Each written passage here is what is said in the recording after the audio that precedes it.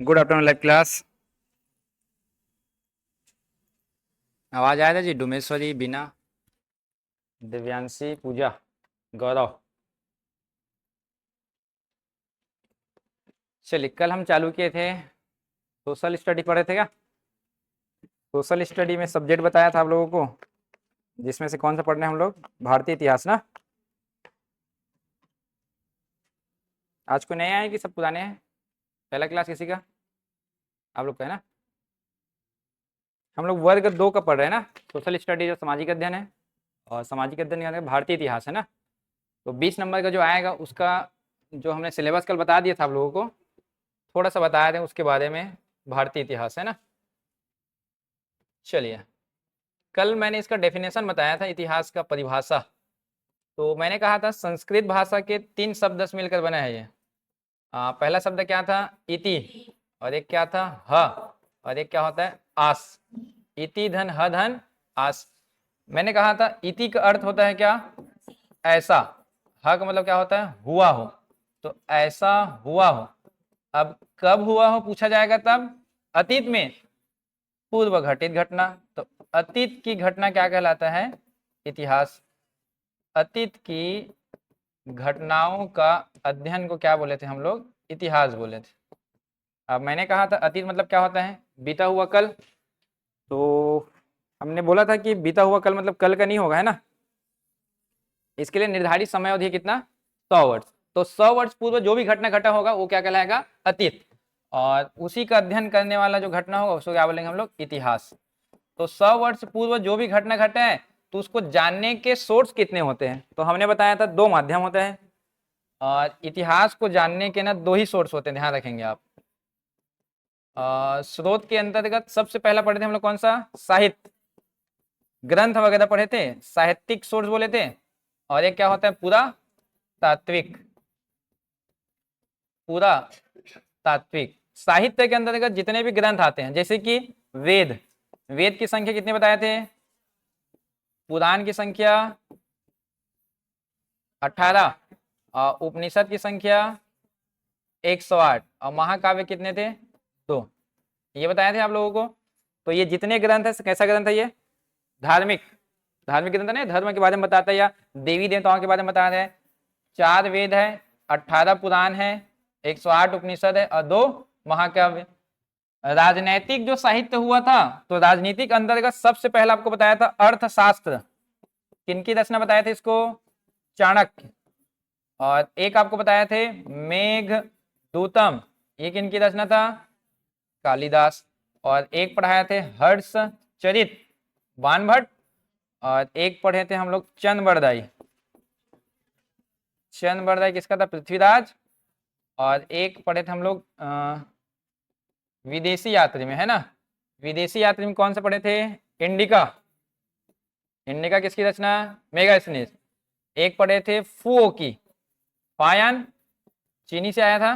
और एक पढ़े थे सीयू की, ये भी चीन से आया था, वेनसांग। और एक पढ़े थे रेहला, ये किसकी रचना है? Ibn Battuta. तो ये जितने हैं सब क्या है? ये साहित्य ग्रंथ है एक तो, कहने के वहां पे इसमें पूरा जानकारी मिलता है ऐतिहासिक घटनाओं का, ध्यान रखेंगे आप।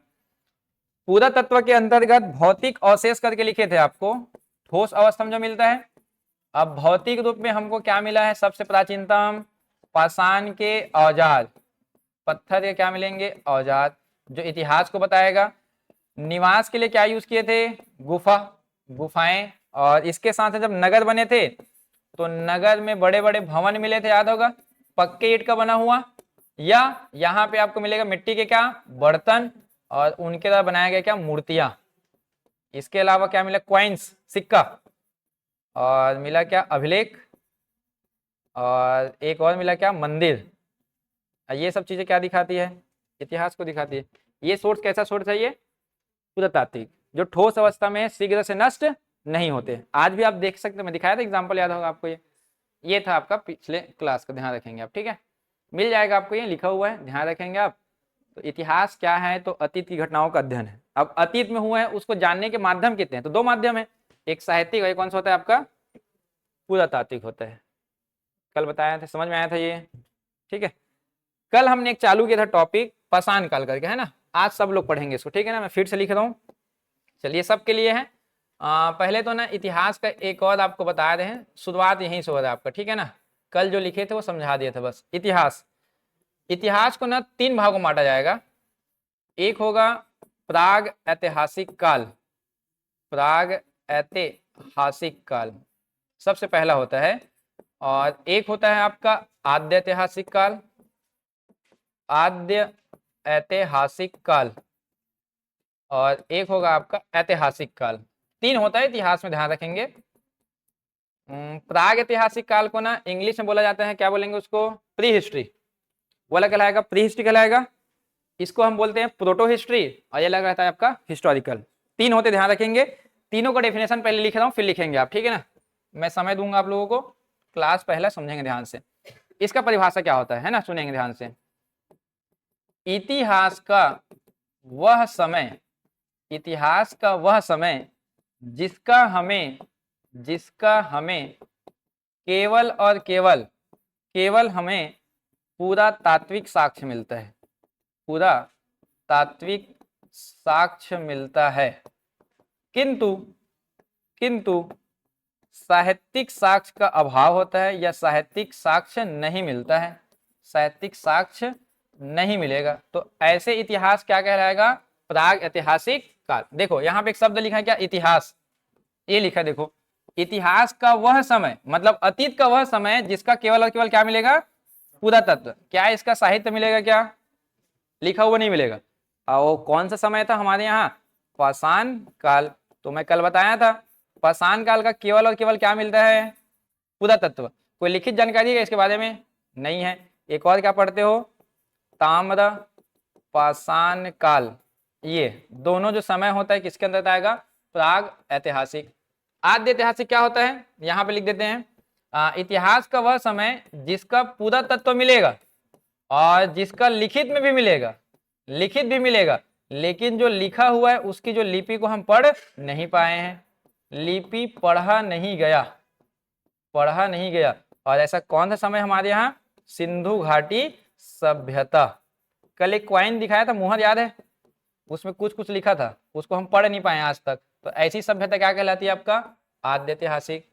और ऐतिहासिक किसको बोला जाएगा, तो इतिहास का वह समय जिसका पूरा तत्व मिलेगा और जिसका लिखित भी मिलेगा, और जो लिखा हुआ है जो उसकी लिपि को पढ़ा गया है।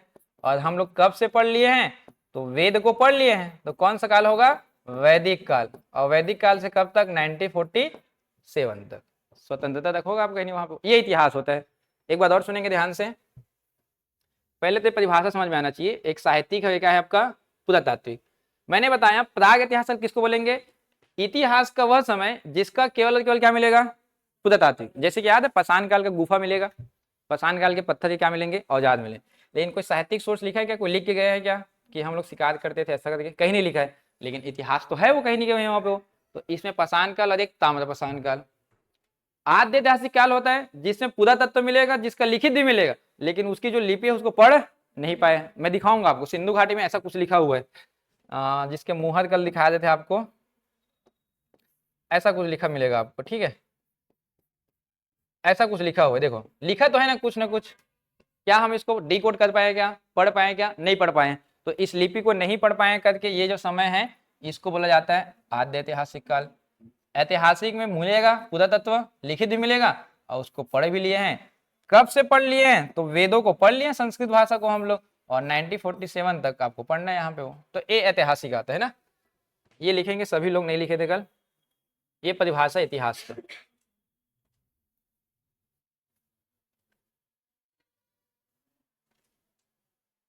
छाया चलेगा, दोनों चलेगा।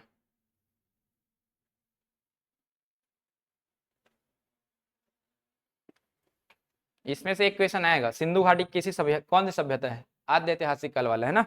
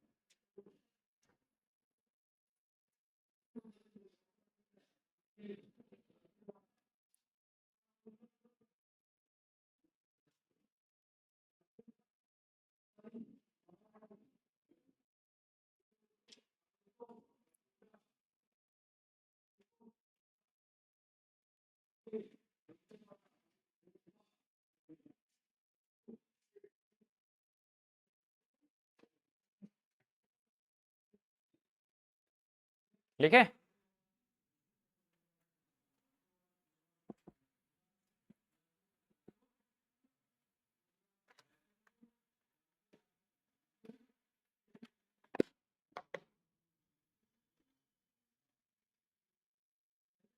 डेफिनेशन ध्यान रखना, कहीं कहीं पूछा जाता है।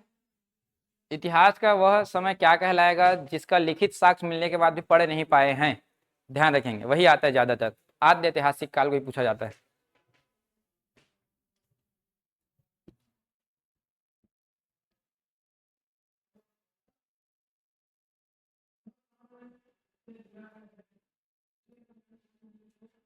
पहले लिखो पाषाण काल, फर्स्ट नंबर डालेंगे। पाषाण काल पढ़ रहे हैं ना हम लोग आज।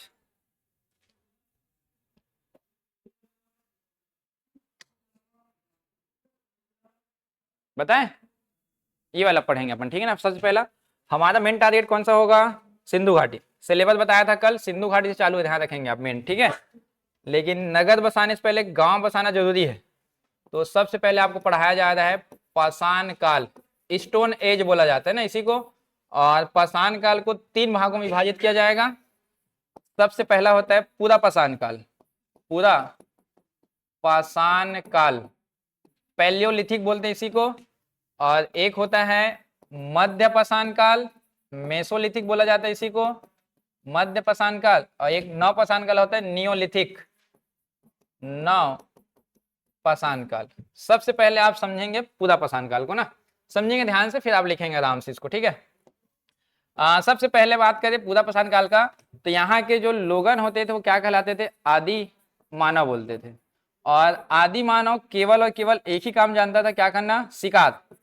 और शिकार करने के लिए किस चीज का प्रयोग करता था? पाषाण का औजार, पत्थर के औजार यूज करेगा। और शिकार करने के बाद उसका संग्रह करके रखता था, तो उसको क्या बोलेंगे हम लोग? खाद्य संग्रहण, ये ध्यान रखेंगे आप। और निवास के लिए क्या यूज किया था वो? गुफा। तो निवास के लिए कहाँ यूज किएगा वो? गुफा, ये ध्यान रखेंगे आप। 2 ही काम जानता है। सबसे पहला कौन सा काम? शिकार करना। और शिकार भी किससे करता था वो? पत्थर के औजार से। और शिकार करने के बाद क्या करता था? खाद्य का संग्रहण करता था। और निवास के लिए किसका यूज करेगा वो? तो आपको साक्ष्य के तौर पे क्या मिलेगा? गुफा मिलेगा। और क्या मिलेगा? पत्थर के औजार। मानव जिस चीज का यूज करता है वही चीज अवशेष मिलेगा ना भाई। उस समय क्या यूज किए थे? पत्थर और गुफा, तो वही चीज मिलेगा। तो पत्थर सबसे पहला कहां से मिला है समझेंगे थोड़ा सा। आप एक राज्य पढ़ेंगे तमिलनाडु, नाम सुने ऐसा तमिलनाडु? तो ये जो क्षेत्र है आपका, ये वाला हिस्सा है तमिल, और ये वाला है केरला। तो तमिलनाडु में एक जगह है जिसका नाम है पल्लवरम, पल्लवरम। और सबसे पहला औजार यहीं से मिलता है, ध्यान रखेंगे, सबसे फर्स्ट। और यहीं पे एक और जगह है अतिरपक्कम, पल्लवरम, और एक है अतिरपक्कम। सेकेंड जो प्लेस मिला कहां से? अतिरपक्कम से। तो यहाँ पे लिख रहा हूं, सुनेंगे ध्यान से। भारत में सबसे पहला औजार, पहला औजार पत्थर का ना, ध्यान रखेंगे, किस जगह मिला पूछा जाएगा तब ये पल्लवरम से मिलेगा। राज्य कौन सा पूछा जाएगा तब? तमिलनाडु। कोई तो किया होगा खोज कहीं ना कहीं वहां पे।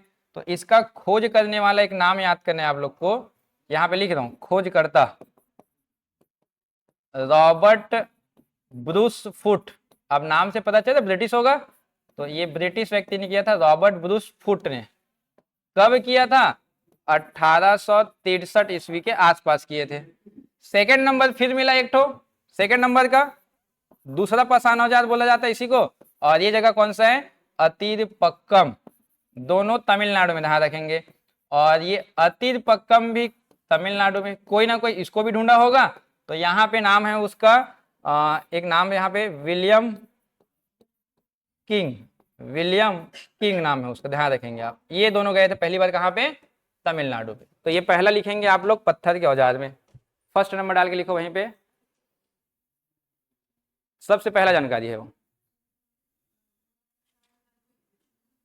पैलियोलिथिक।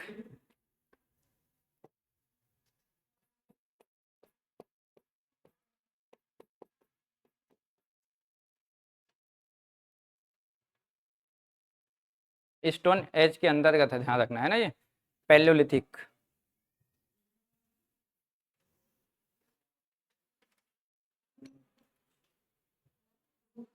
ऊपर का तो मध्य को मेसोलिथिक लिख दूं सभी को,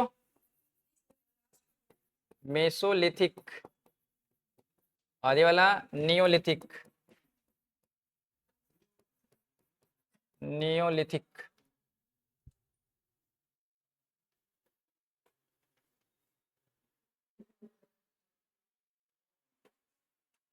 पाषाण के औजार यूज करते थे, फूड स्टोर करके रखते थे, और निवास के लिए गुफा, एक तो गुफा भी मिलेगा।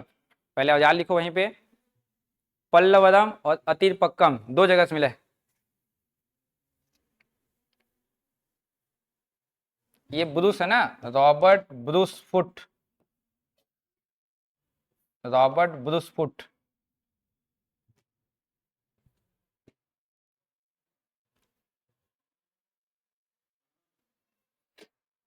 दोनों 63 में ढूंढा गया था, ध्यान रखेंगे आप।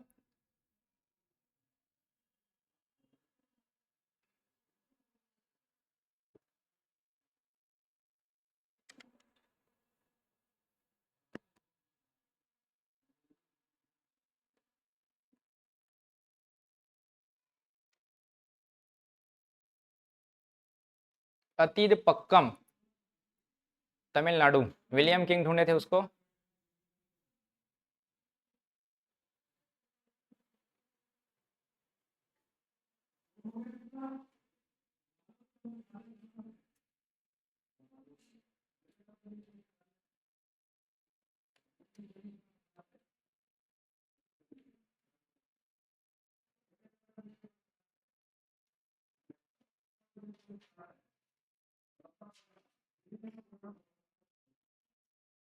हुआ क्या, चलो गुफा लिखेंगे।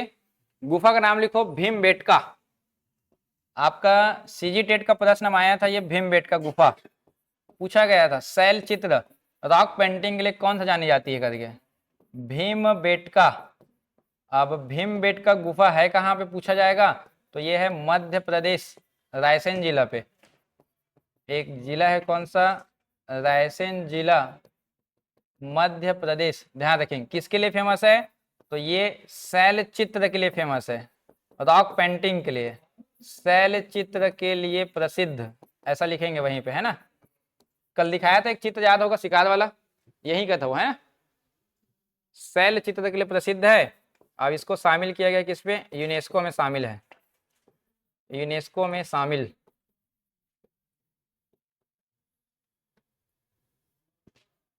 वहीं पे लिख लो, विश्व विरासत की सूची में शामिल है, या वर्ल्ड हेरिटेज साइट, या यूनेस्को में शामिल है, जैसा भी लिखना है लिख लो आप।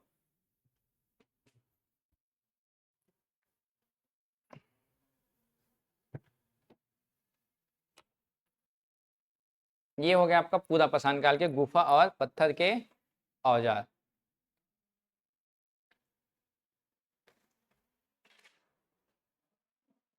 हो जाएगा इतना, जो यूज किया वही मिला है।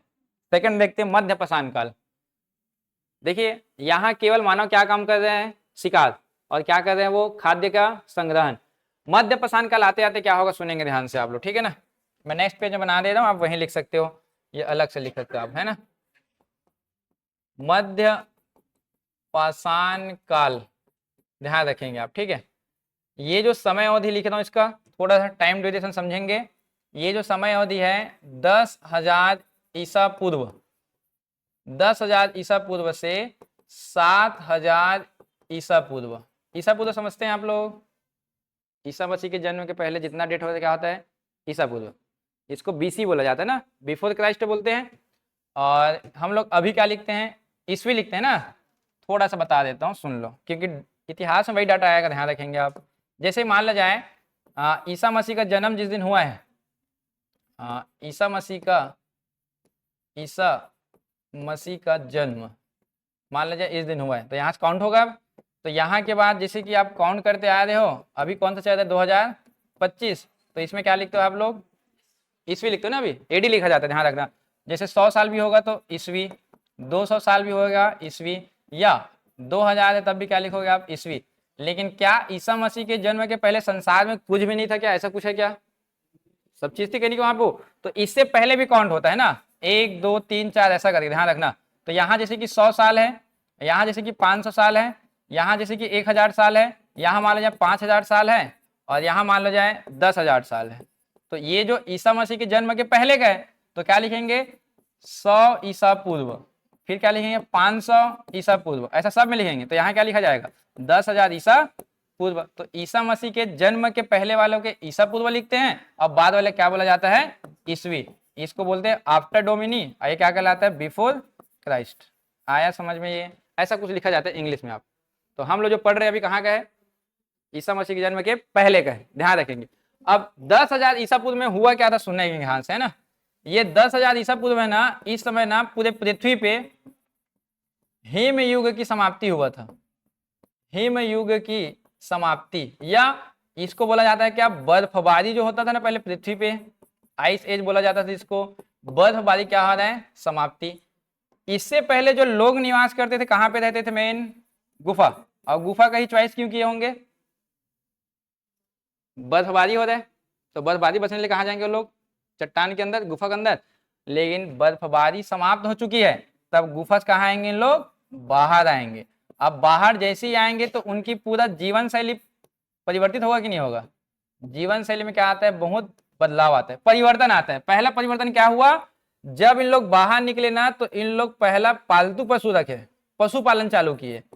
और पशुपालन जब चालू किए थे तो पहला पालतू पशु किसको रखे थे, कुत्ते को, याद होगा। रीजन मैंने बताया था, सबसे पहले तो क्या सुरक्षा, और दूसरा चीज क्या शिकार, और तीसरा बोले थे क्या वफादार। ये 3 क्वालिटी की वजह से किसको चुना गया था, क्योंकि देखो गुफा से कहाँ आ रहे हैं वो, अब बाहर जब जंगल में आएगा तो अन्य जानवर भी तो है, उसे खतरा होगा, तो उनको अपनी सेफ्टी के लिए रख लिया उसको। खुद शिकार करने जाता था पहले, देखो यहाँ पे खुद जा रहे शिकार करने के लिए, लेकिन अब किसको लगा है साथ में, अपने साथ कुत्ते को रखा है। और वफादारी क्यों, आप देखेंगे कुत्ते से ज्यादा वफादार कोई है ही नहीं अभी भी, क्योंकि जितना वो वफादार है मालिक के प्रति होता है वो कोई होता ही नहीं है। जो भी शिकार करेगा उसको खुद नहीं खाएगा, बल्कि अपने मालिक को लाके वो देगा, वो ध्यान रखना। तो इसी वजह से वफादारी लिखा है वहां पे। साथ साथ इन लोग अन्य पशु को भी पाले, अन्य पशु को भी पालते हैं। और जब अन्य पशु को जब पाले तो इन पशुओं के लिए क्या चाहिए उनको, चारा। क्या चाहिए उनको, अब चारा का तलाश में इन लोग कहाँ भटकेंगे, नदी के किनारे। नदी किनारे क्यों जाते होंगे, मछली पकड़ने। तो मछली पकड़ने शुरुआत में ही चालू हो जाएगा। ये पशु जो है अन्य पशु, इसके लिए क्या चाहिए था, और नदी किनारे क्या होता है, उपजाऊ, उपजाऊ होता है ना, जहाँ पे घास फूस मिल जाए आपको कहीं नहीं कहाँ पे, वहां पे जाएगा वो। लेकिन जब नदी किनारे जब जाएगा तब उसको देखने को मिलेगा कि इस नदी पे क्या पाई जाती है, जलचर। और जलचर को जैसे आपने एक नाम लिया क्या, मछली। अब वो किसको खाएगा, वो मछली खाएगा। और क्या मिलेगा, कछुआ। और क्या मिल सकता है, केकड़ा। अब देखो मानव जो है किसी जानवर को मार कर न खाने के बजाय किसको खा रहे हैं, वो जलचर को खा रहे, छोटे जीव को खा रहे, मछली खा रहे, कछुआ खा रहे, और किसको खा रहे, केकड़ा। अब इसको मारने के लिए क्या यूज करेगा, इन्होंने सबसे पहली बार बनाया मध्य पाषाण काल में क्या, तीर कमान। आप कभी देखे हो जनजाति समाज को तीर कमान से मछली का शिकार करते हुए, बस्तर में आप कभी जाओगे या गरियाबंद जाओगे, आज भी उन लोग तीर कमान से मछली पकड़ते देखे होंगे आप। इसी से उन लोग क्या करते हैं, मछली पकड़ते। ध्यान रखें। साथ साथ नाव, लकड़ी का नाव बनाए, पानी है तो मानव लकड़ी का नाव कब बना रहे हैं, मध्य पाषाण काल में, ऐसा। अब आप बताइए हर नदी पे हमेशा पानी होता है क्या, नहीं होगा ना जी। तो उस नदी को छोड़कर कहाँ जाएगा, वो दूसरी नदी जाएगा। तो मानव क्या कर रहा है, एक जगह को छोड़कर दूसरी जगह। तो मानव बन क्या रहा है पता है, अस्थायी निवासी बन रहे हैं। अस्थायी निवासी, अपने लिए घर बना रहे। सोचो आप, इससे पहले कहाँ निवास करता था वो, केवल गुफा में स्थिर था, वो एक ही जगह था वो। लेकिन यहाँ पे देखो खुद के लिए घर बना रहे हैं, वो एक नदी को छोड़कर दूसरे नदी के पास जा रहे। तो यहाँ पे क्या क्या सीखा, देखो मानव सबसे पहला काम क्या सीखा वो, पशुपालन। पहला क्या सीखा वो, पशुपालन के अलावा उन्होंने देखो चारे के तलाश में कहाँ गए, वो नदी किनारे। और अन्य बड़े जानवर को न मार करके किसको खा रहे हैं वो, और उसके अलावा तीर कमान बना रहे हैं, लकड़ी का क्या बना रहे हैं, और अपने लिए क्या बना रहे हैं, घर बना रहे हैं। तो वहां पे आदि मानव लोग ऐसा करते थे क्या, बताओ। आदि मानव मतलब बनमानुष जिसको बोलते हो आप, शिकार बस करेगा और कुछ काम नहीं रहेगा, मतलब बुद्धि उतना डेवलप नहीं हुआ है। लेकिन इस समय बुद्धि उसका डेवलप हुआ, तब इसी कारण इस समय मानव को बोला गया क्या, होमो सेपियंस। तो यहीं पे नाम पड़ता है मानव का क्या, होमो सेपियंस, या बुद्धिमान व्यक्ति बोलते हैं उसी को। क्या क्या बुद्धि लगाया मैंने पूरा बता दिया है, बुद्धिमान व्यक्ति ध्यान रखेंगे आप। तो एक प्रश्न ये बनेगा, आदि मानव या मानव को बुद्धिमान व्यक्ति कब होमोसेपियंस कहलाया, तो कौन से युग में कहलाया वो, आया समझ में पूरा, ये लिखो इसको।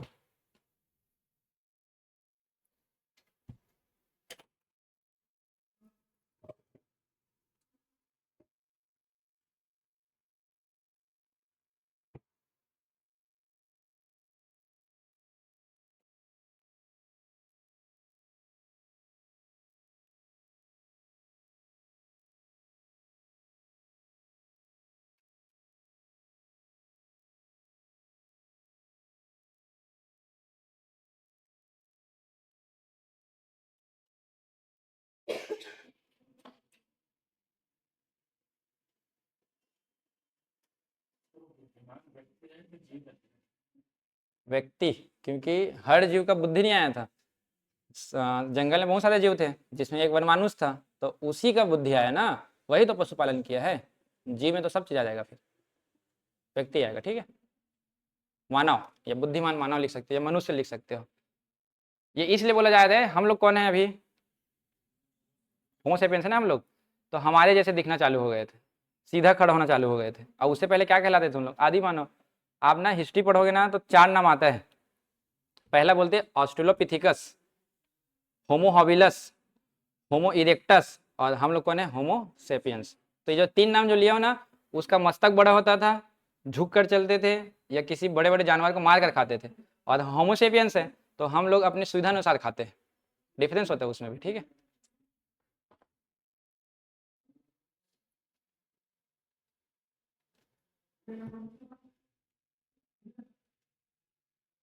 आया जी छाया समझ में, खिलेश्वरी, बिना।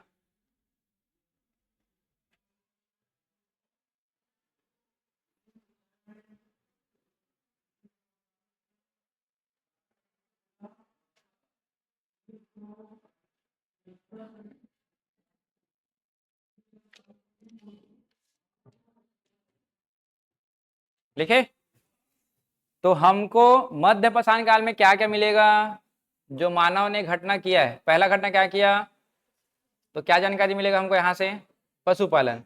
दूसरा, ये कहाँ पे गए हैं, नदी किनारे, तो अस्थायी निवासी मिलेगा कहीं वहां पे वो। तो 2 चीज खास तौर से मिलेगा। चलिए क्या मिला है सुनेंगे ध्यान से यहाँ से, है ना। मैं मध्य पाषाण काल बता रहा हूँ। सबसे पहला पशु बाड़ा, पशुपालन के लिए क्या मिलेगा हमको, पशुओं को रखने का स्थान क्या कहलाता है, पशु बाड़ा बोलते हैं ना, पशु बाड़ा। और सबसे पहला कहाँ से मिला, बागौर। और पहला पशु बाड़ा जानकारी यहीं से मिलता है, बागौर से। दूसरा कहाँ से मिलता है, नागौर, बागौर नागौर। थर्ड नंबर मिलेगा कहाँ से, सांभर झील, सांभर झील। और चौथा कहाँ से मिलेगा, आदमगढ़। इन चारों जगह से हमको क्या जानकारी मिलता है, पशु बाड़ा। लेकिन सबसे पहला पूछा जाएगा तो किसको लोगे आप, और ये तीनों, ये वाला हिस्सा ये राजस्थान में है ना, ये सब ये राजस्थान में है। और ये आदमगढ़ कहाँ पे है, मध्य प्रदेश। यहाँ से क्या मिला है, आदमगढ़ से पहला अस्थायी निवासी के साक्ष्य, अस्थायी निवास के साक्ष्य, ये ध्यान रखेंगे। जैसे कि अगर पूछा जाए आपको, मानव सबसे पहले कौन से जगह पे रुका था भारत में, तो कौन सी जगह लोगे आप, मानव सबसे पहले किस जगह पे आके रुका था, कहाँ पे, अस्थायी निवास। मानव बोलो ना, आदि मानव वो गुफा वाला है वो। मानव बोलेंगे तो कहाँ रुके थे हम लोग, आदमगढ़ में। क्योंकि पहला अस्थायी क्या बना, यहीं पे घर आके रुके हैं ना उन लोग, पलायन नहीं करते, रुक गए वहां पे आकर, बाद में छोड़कर जाएंगे, ध्यान रखना आप, ठीक है ना। ये चारों जगह लिखो वहीं पे, बागौर, नागौर, सांभर झील, आदमगढ़।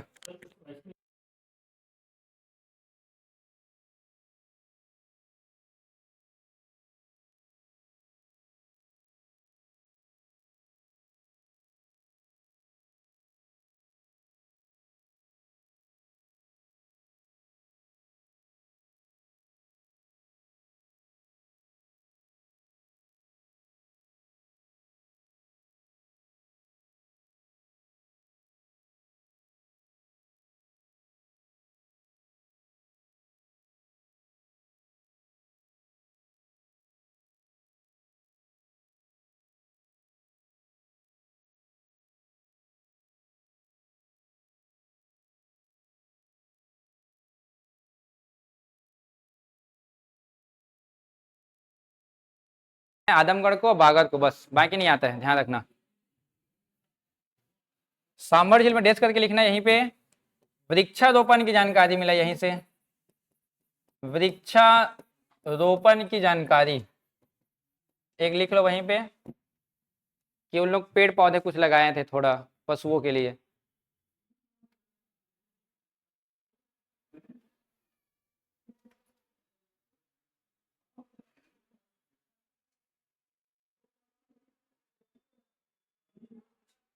हुआ, चलिए आगे समझेंगे। यही पढ़े ना, मध्य पाषाण काल ही बता रहा हूँ, सुनेंगे ध्यान से।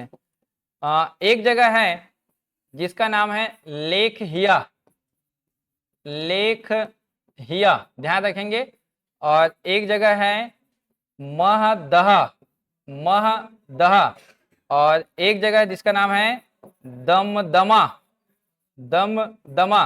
और एक प्लेस है जिसका नाम है सराय नहर राय, सराय नहर राय। सुनेंगे ध्यान से क्या क्या मिला है। ये जो लेखिया है, यहां से सर्वाधिक मानव कंकाल मिलता है, सर्वाधिक मानव कंकाल। अब देखिए मैं एक शब्द क्या लिखा हूं यहाँ पे, मानव कंकाल। तो इसका जो हड्डी जो मिला होगा वो किस रूप में होगा, जैसे कि अभी हम लोग है कहीं नहीं वहां पे, वो इसी वजह से पहला बोला जाता है, सर्वाधिक यही मिला है। महदहा यहां से मिलता है, एक युगल समाधि मिला है यहीं से, युगल समाधि। और ये जो आपका दमदमा है, यहां से मिला है 5 युगल समाधि। युगल मतलब क्या होता है, युगल मतलब जोड़ा, महिला और पुरुष से क्या बोलते हैं, जोड़ा बोलते हैं ना। तो इन दोनों पे देखो, एक जगह मेल है और उन्हीं के साथ किसका शव अपनाया गया है, फीमेल का। मतलब एक ही स्थान पर दोनों का क्या मिल रहा है, समाधि मिल रहा है। अब देखिए समाधि शब्द से ये पता चलता है कि इन लोग एक प्रक्रिया के जानकार हो गए थे, अंत्येष्टि प्रक्रिया। क्या होता है अंत्येष्टि प्रक्रिया, मृतक संस्कार क्या होता है, 16 संस्कार है ना आपके जीवन में, जन्म से लेकर कब तक, मृत्यु तक। मृतक संस्कार या अंत्येष्टि प्रक्रिया क्या होता है, जब किसी की मृत्यु होती है तो उसको एक प्रक्रिया के तहत दफनाया जाता है, खुले पे छोड़ा नहीं जा रहा है उसको, बकायदा जब मरा है वो, तो मरने के बाद उसको गड्ढा करके अंदर में दफना दिया गया है। तो ये पता चल रहा है कि पहले के लोग इस जानकार थे। कितने साल पहले की बात है, देखो ये कब पढ़ रहे हो आप, 10,000 ईसा पूर्व। अभी बताया था ना आप लोगों को, ये कब तक का ये। तो आपको ये सोचो, आप तो अभी सुन रहे हो ना ये सब चीजें, लेकिन हमारे यहाँ कब का है वो, 10,000 साल पहले के लोग जानते थे जब किसी फैमिली में या किसी की मृत्यु हो तब उसको क्या किया जाएगा, एक जगह दफनाया जाएगा। तो ये देखो इतिहास को बता दें कि पहले जानते थे, और वो भी कैसा है, युगल है। अब युगल में कैसे होगा, एक जगह मतलब मेल है और बाजू में कौन है उनके, फीमेल है। तो ये पता चलता है कि वहां के लोग पारिवारिक चीज को समझना चालू कर दिए थे, वो जानकारी देता है वो। ये लास्ट वाला है, यहाँ पे मिला है सामूहिक समाधि मिला है, सामूहिक समाधि। और सामूहिक समाधि मतलब ये होगा कि एक ही स्थान पर महिला है, एक ही स्थान पर महिला को दफनाया गया है, एक ही स्थान पर पुरुष को दफनाया गया है, और एक ही स्थान पर बच्चे को, और एक ही स्थान पर वृद्धजन को, सबको एक ही जगह दफनाया गया है। अब ऐसा कब होता होगा, जब कोई बड़ी घटना हो, जैसे कि मान लो जाए कोई महामारी आया हो जिसमें बहुत लोग एक साथ मर गए हो, या कोई संघर्ष हुआ हो, लड़ाई झगड़ा हुआ हो जिसे बहुत लोग एक साथ मर गए हो, तब क्या करते हैं, एक साथ दफना देते हैं। ऐसा सुने हो कि नहीं। कोरोना काल में क्या हुआ था, कोरोना काल में देखे थे, पूरा ट्रक के ट्रक डंपर ले जाके एक जगह डंप किया जाता था, तो उसमें क्या महिला पुरुष बच्चे सब थे कि नहीं थे वहां पे, तो वो क्या कहलाएगा, सामूहिक समाधि। तो इतिहासकार बोले कि यहाँ पे कोई महामारी आया था जिसमें काफी लोग मर गए, तो उसको एक ही गड्ढे में दफना दिए सबके सबको, पूरा परिवार का परिवार मर गया होगा वहां पे वो, या कोई लड़ाई हुआ होगा किसी के साथ उसमें मर गए होंगे, उन लोग को दफना दिए गए। तो ये पता चलता है हजारों साल पहले भी कुछ क्या रहा होगा, महामारी बीमारी रहा होगा करके वहां पे वो। तो ये 4 जगह लिखेंगे और चारों के चारों में यूपी लिखेंगे आप, ठीक है। सब के सब कहाँ पे, उत्तर प्रदेश में, ये है ना। लिखो ये सभी को। आया हुआ प्रश्न है सराय नहा जाए,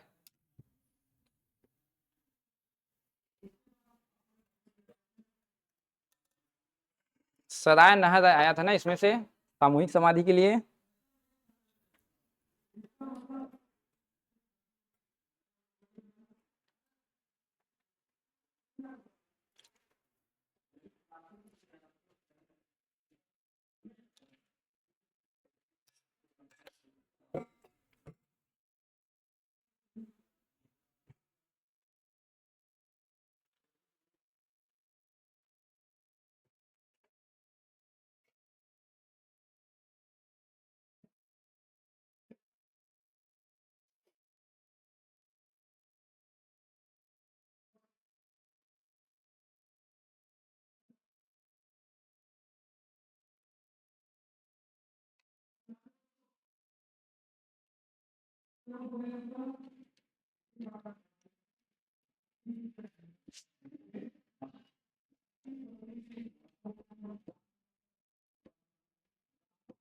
पांच युगल मतलब कितने लोग होंगे?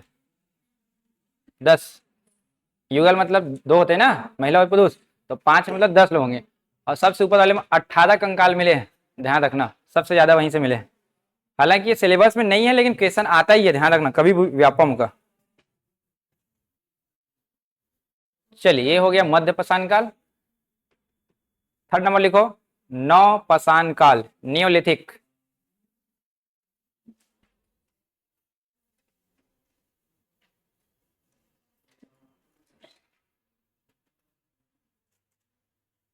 लिखो नव पाषाण काल। ये हो गया सबका। पहला आपको पढ़ाया हमने पूरा।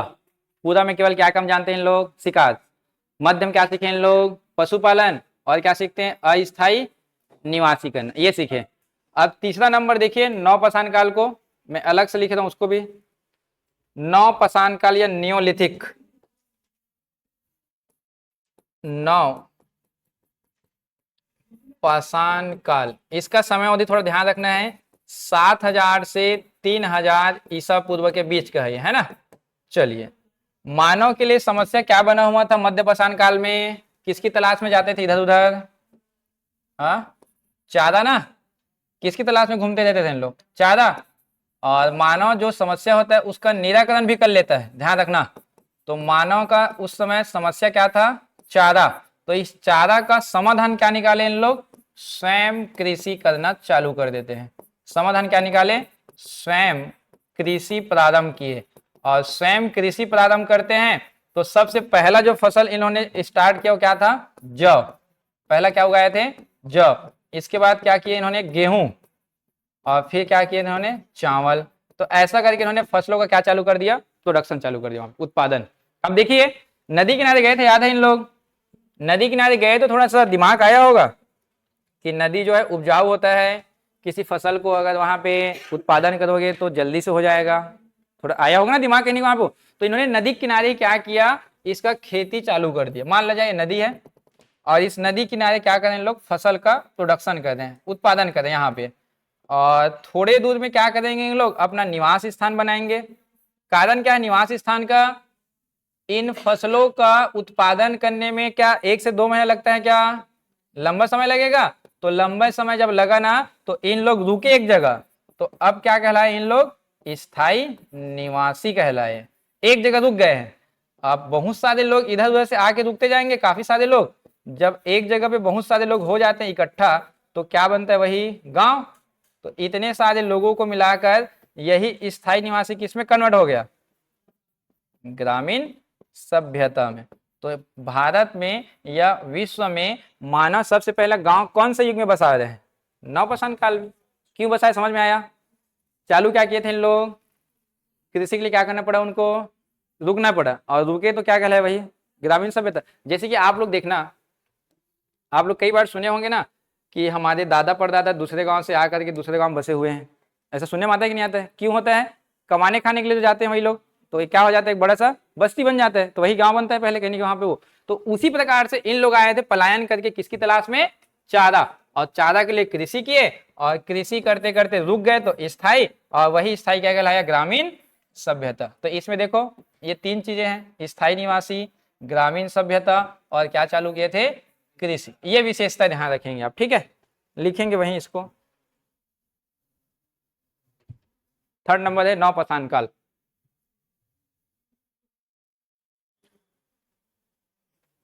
जौ को पहले उगाए थे, ध्यान रखना, फिर गेहूं, फिर चावल, उसके बाद दलहन भी करेंगे बाद में।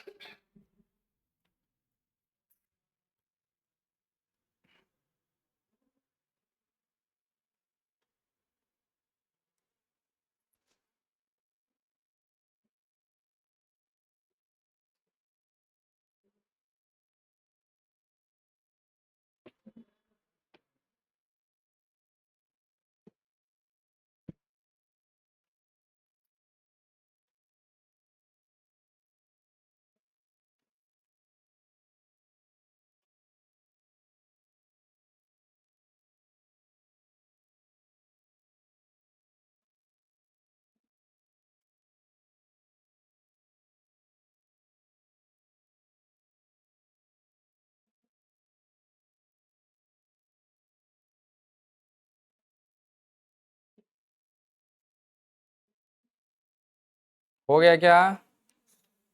चलिए इसी के आगे समझना ध्यान से और बता रहा हूँ। मान लो जाए, एकदम बेसिक है, सुनना ध्यान से, है ना।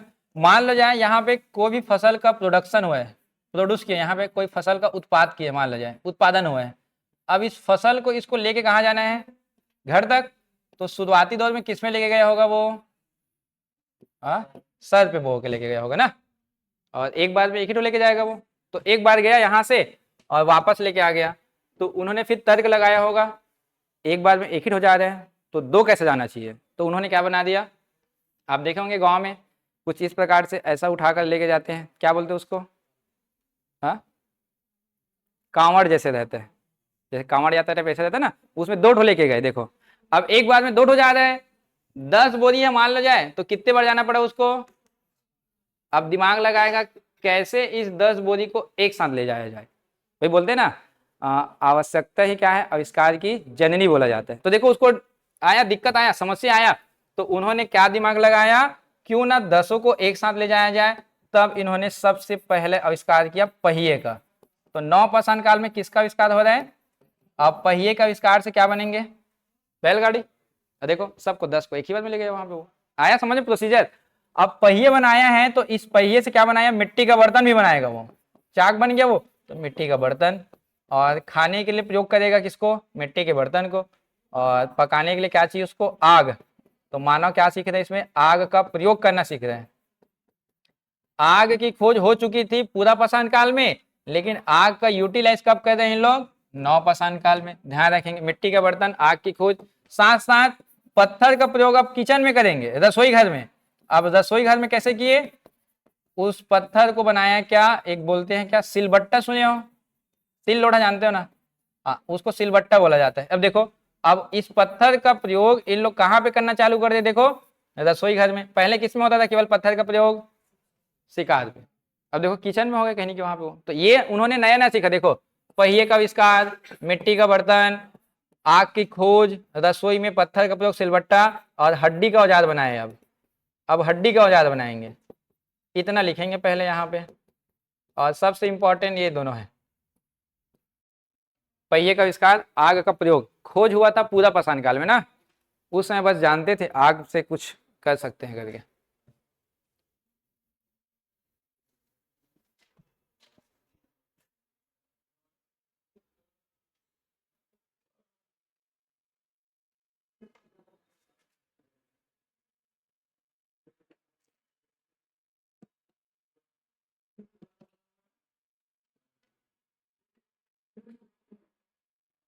लिखे? अब आपको क्या जानकारी मिलेगा नवपाषाण काल में, बताएंगे क्या? क्या क्या मिल सकता है बताओ, इतना सारा लिखा गया है। कृषि मिल सकता है, स्थायी निवासी मिल सकता है, गांव मिल सकता है, गांव अपने आप में। और जिन्होंने ऐसा बनाया है आग वाग, ये सब मिलेगा कि नहीं मिलेगा? वही बताया ना, जो यूज किए वही मिलेगा, ध्यान रखना आप, ठीक है ना। आप अभी जिस चीज का यूज करते हो जीवन में सबसे ज्यादा, अभी क्या यूज करते हैं हम लोग जीवन में सबसे ज्यादा? अभी मोबाइल यूज करते हैं ना। तो 1,000 साल बाद कोई मान लो जाए सभ्यता अंत होगा, तो मिलेगा कि नहीं मिलेगा साथ में मोबाइल? मोबाइल ठोस है कि नहीं है? क्या वो खत्म होगा क्या? तो मोबाइल नहीं खत्म होगा तो 1,000 साल बाद सभ्यता अंत हो जाएगा मान लो जाए, तो हम लोग के बॉडी और सेल्स के पास मिलेगा ना, फलाना के पास वीवो, फलाना के पास आईफोन, ऐसा करके मिलेगा ना साथ में। तो वही चीज तो इस समय भी मिल रहा है वहां पे, वो जैसा यूज करोगे वही मिलता है, ध्यान रखना आप, ठीक है ना। तो पहला, सबसे पहला कृषि की जानकारी कहाँ से मिला? तो एक जगह है मेहरगढ़, हम पढ़ेंगे मेहरगढ़। हालांकि ये वर्तमान के कौन से देश में आ जाता है? ये पाकिस्तान, पहले भारत में ही था, ध्यान रखेंगे आप, ठीक है ना। क्या क्या मिला है? प्राचीनतम कृषि के साक्ष्य, कृषि के साक्ष्य। और कृषि मिला है मतलब लोग रुके होंगे, तो पहला ग्रामीण सभ्यता की जानकारी, पहला ग्रामीण सभ्यता की जानकारी। तो ये ध्यान रखेंगे मेहरगढ़ से मिल रहा है। और अभी भारत में कौन सा जगह जहां ऐसा जानकारी मिला है? तो एक जगह पढ़ेंगे लहुरा देव। और लहुरा देव कहाँ पे आता है? उत्तर प्रदेश। यहां से मिला है प्राचीनतम कृषि के साक्ष्य, प्राचीनतम कृषि के साक्ष्य इसी जगह से मिला, ध्यान रखेंगे आप। इसके अलावा एक आप पढ़ेंगे चौपानी मांडो, चौपानी मांडो, ये भी उत्तर प्रदेश में है। और यहां से क्या मिला है? पके हुए मिट्टी के बर्तन, पके हुए मिट्टी के बर्तन, मिट्टी के बर्तन। साथ साथ एक जगह है जिसका नाम है, बिहार में है चिरांद, बिहार का जगह का नाम है चिरांद। राज्य कौन सा पूछा जाता है? बिहार। यहां से क्या मिला है? हड्डी के औजार मिले हैं सबसे ज्यादा, हड्डी का औजार। और वो कौन से जानवर का था? तो सर्वाधिक हड्डी का औजार मिलते हैं किसका? हिरन का। ये हिरन के हड्डी का औजार। ये 4 लिखो पहले आप लोग। मेहरगढ़ पाकिस्तान में होगा पहला कृषि और पहला गांव। लहुरा देव भारत में प्राचीनतम कृषि। चौपानी मांडू से पके हुए मिट्टी के बर्तन, और चिरान से मिला क्या? हड्डी के औजार। हिरन के हड्डी बनाए थे सबसे ज्यादा, ध्यान रखना आप, ठीक है, क्योंकि उसका हड्डी मुलायम होता है, पतला होगा, आकार देने में आसानी होता है।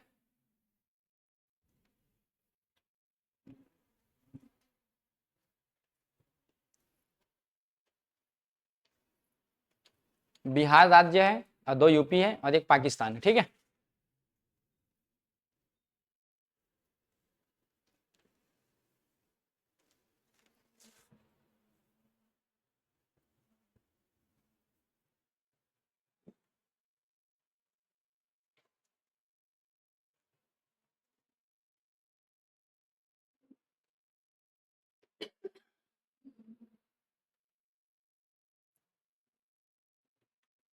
हुआ चारों। चलिए 5वां नंबर लिखो। 5वां नंबर, जम्मू एंड कश्मीर में एक प्लेस है जिसका नाम है बुर्ज होम। प्लेस का नाम है बुर्ज होम। ये कहाँ का है? जम्मू कश्मीर। यहां से क्या मिला है? गर्त आवास। गर्त मतलब क्या होता है? गड्ढा। और गड्ढा बनाकर क्या बनाए थे? अपना घर बनाए थे। जैसे समझना, मान ल जाए ये ना सरप्लेस ये वाला है, क्या बोलते हैं इसको? पृष्ठभाग है, ये पृथ्वी का सतह है ये, और उसी को नीचे गड्ढा किए और पृथ्वी के नीचे गड्ढा करके यहाँ पे घर बनाए। ऐसा गुफा बोलेंगे इसको सामान्य शब्द में देखा जाता है ना। अब ऐसा क्यों किए हैं? आप सुने होंगे जम्मू एंड कश्मीर कैसा प्रदेश है? ठंडा। और ठंडा प्रदेश में ठंडी हवा चलेगी, तो इन्होंने क्या किया? उस हवा को नीचे ना आने देने के लिए नीचे क्या बना लिया? घर। हवा सीधी निकल गई यहाँ से। और देखो इन लोग नीचे क्या है? गर्म में है। भूमि के नीचे जाते तो गर्म होता है कि नहीं होता? वहां पे वो ऐसा दिमाग लगाए थे। देखो बुर्ज होम में है ना, गर्तवास। और क्या मिला? यहीं से मिला है मानव और कुत्ते का एक साथ समाधि मिला है। मानव और कुत्ते का एक साथ समाधि। अब ये किस चीज को दिखाएगा? पशु प्रेम को दिखा रहे हैं कि उसके पशु की मृत्यु हुआ होगा तो साथ में दफना दिएगा करके। ये लिखेंगे वहीं पे 5वां नंबर। ये इंपॉर्टेंट करना ना, बुर्ज होम को। मानव और पशु का एक साथ समाधि मिला, ध्यान रखेंगे आप, जो उसके पशु प्रियता को दिखाता है।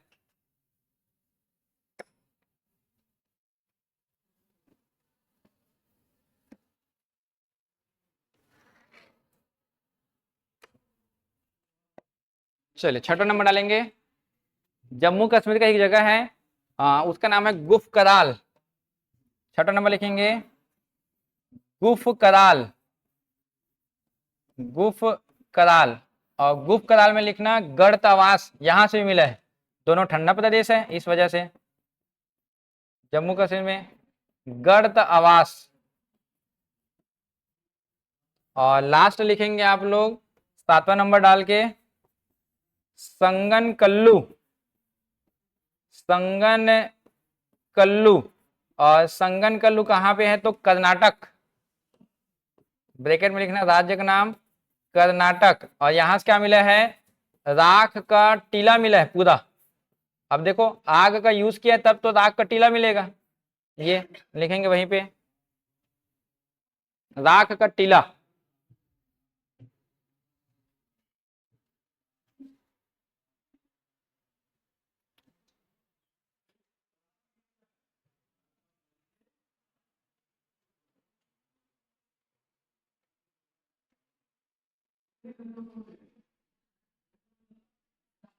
संगन कल्लू राज्य कर्नाटका। राख का ढेर मतलब आग का यूज हुआ है। आप लोग एक ऐसा सुने होंगे, स्थानांतरित कृषि जानते हो क्या? झूम खेती सुने? झूम खेती क्या होता है? झूम खेती में किसी एरिया का जो वन होता है ना, जंगल पेड़ पौधा, उसको काट दिया जाता है और काट करके उसको आग लगा देते हैं। साफ सफाई करके उसमें क्या करते हैं, खेती। अब इस जगह को छोड़कर इन लोग दूसरी जगह जाते हैं, फिर यहाँ के पेड़ को काट देते हैं, फिर वहां आग लगा देंगे, फिर खेती करेंगे। तो एक जगह को छोड़कर दूसरी जगह जाना क्या कहलाता है, स्थानांतरित कृषि बोलते हैं इसी को, स्थानांतरित कृषि। लेकिन राख का ढेर तो रखा होगा ना वहां, तो वही राख का ढेर कहाँ से मिला हमको, संगन कल्लू से मिला, ध्यान रखेंगे आप, है ना। तो आग का यूटिलाइज किए ना, देखो ना आप, आग का प्रयोग मतलब क्या समझते हो आप, खोज हुआ था कहाँ पे, पूरा पाषाण काल में। यूज कब करते हैं हम लोग, तो क्या हुआ खोज, प्रयोग मतलब क्या डिफरेंस आता है दोनों में, है? आग मतलब खाना बनाने के लिए यूज किया, मिट्टी के बर्तन को पकाने के लिए यूज किया, साथ साथ अब एक जगह रुक रहे हैं स्थायी रूप से तो उजाले के लिए यूज करेंगे, या कोई जानवर उनके ऊपर हमला करेगा तो उनके लिए क्या करेंगे, उसका यूज करेंगे। तो आग का यूटिलाइज करते हैं ना वहां पे वो। और पहले क्या करते थे, बस मांस को भूंज भांज के खा देते थे, बस उसको पता ही नहीं था कि आग से और क्या क्या किया जा सकता है, ऐसा करके। वो आया ना समझ में, ये तीनों को पढ़िए अभी फटाक से, मैंने तीनों बता दिया है, पूरा पाषाण काल, मध्य पाषाण काल और एक नव पाषाण काल। पढ़ेंगे फटाक से तीनों को, अभी नहीं आया किसी को समझ में तो बताइए, और बता सकते हैं अभी, तीनों को पढ़ेंगे अभी। और तीनों में जो जो इंपॉर्टेंट बोला उसको याद करना है भाई, है ना। पहले वाले में भीमबेटका याद करना है, पल्लवदम को याद करना है, सेकेंड वाले में बागवत को याद करना है, सदाय नहरदाय को याद करना है, और थर्ड वाले में बताया था लहुरा देव, मेहरगढ़, बुर्ज होम। ये आते एग्जाम में, ध्यान रखना। कल मैं इसका फोटो दिखाऊंगा पूरा आपको, कैसा दिखता है ये जगह, क्या क्या मिला है, ठीक है। ये तीन जो बताया था, पूरा, मध्य और एक नव पाषाण काल। डेफिनेशन समझ आया ना। पूरा पाषाण काल में क्या काम करेंगे, शिकार, और क्या करेंगे, फूड का स्टोर मतलब खाद्य संग्रहण करेंगे।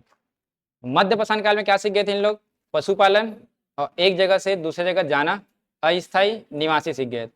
तीसरे वाले में देखे इन्होंने समस्या जो बना था चारा, उसके लिए खुद क्या चालू कर दिए, कृषि। तो माना देखो कृषि चालू किया तो एक जगह रुका, और रुका मतलब क्या बना, एक सभ्यता बन गई। देखो सभ्यता वर्ड अपने आप में बहुत इंपॉर्टेंट है। सभ्यता में क्या होता है, एक गांव होगा, उसके कुछ नियमावली होंगे, शादी विवाह होंगे, सामाजिक चीजें होगी वहां पे, वो तो वही क्या कहलाता है, गांव। आपको जो पढ़ना था, जो सिलेबस में जो दिया है, मैंने कल ही बताया था, क्या दिया है डायरेक्ट आपका, सिंधु घाटी सभ्यता। सिलेबस यहाँ से स्टार्ट है, ध्यान रखना। लेकिन मैं बोला था सिंधु घाटी एक नगर सभ्यता है, ये क्या है, वेल डेवलप सिटी है। तो आपको बताइए सिटी क्या डायरेक्ट बस जाता है क्या, पहले गांव बसाना पड़ा। देखो हमको पहले तो हम लोग आदि मानव से आए, देखो आदि मानव से होमोसेपियंस, होमोसेपियंस से वेल डेवलप कहाँ पे आए, गांव, और गांव से कल क्या बसेगा हमारे यहाँ, ये नगर। तो हम लोग कल इसको पढ़ेंगे, ठीक है ना। तो आप इतना पढ़ के आइएगा कल, ठीक है, ठीक है, लाइव क्लास।